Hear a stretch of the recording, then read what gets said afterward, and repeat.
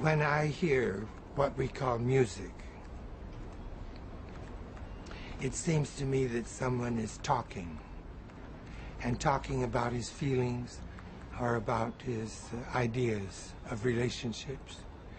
But when I hear traffic, the sound of traffic here on 6th Avenue, for instance, I don't have the feeling that anyone is talking.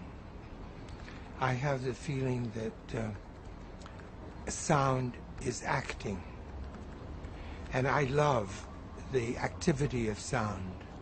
What it does is it gets louder and quieter, and it gets higher and lower, and it gets longer and shorter.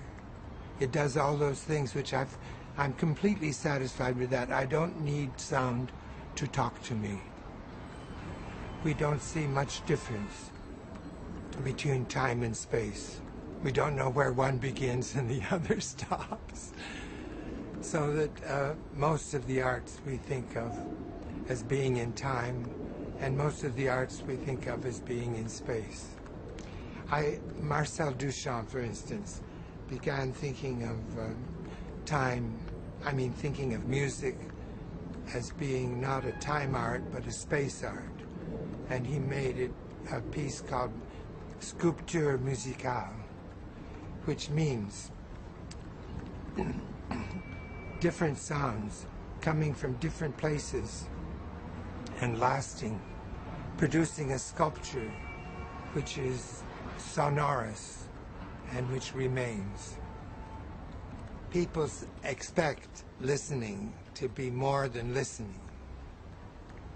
And so sometimes they speak of inner listening,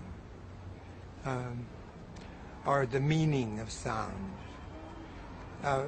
When I talk about music, it finally comes to people's minds that I'm talking about sound that doesn't mean anything, that is not inner, but is just outer. And they say, these people who understand that finally say, you mean it's just sounds? Thinking that for something to just be a sound is to be useless. Whereas I love sounds just as they are. And I have no need for them to be anything more than what they are. I don't want them to be psychological. I don't want a sound to pretend that it's a bucket, or that it's a president, or that it's in love with another sound. I just want it to be a sound. And I'm not so stupid either.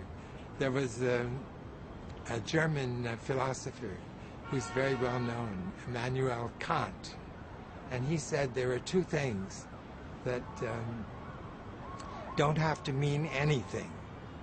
One is music, and the other is laughter. Don't have to mean anything, that is, in order to give us very deep pleasure. Oh, you know that, don't you? The sound experience, which I prefer to all others, is the experience of silence. And the silence almost everywhere in the world now is traffic. If you listen to Beethoven or to Mozart, you see that they're always the same. But if you listen to traffic, you see it's always different.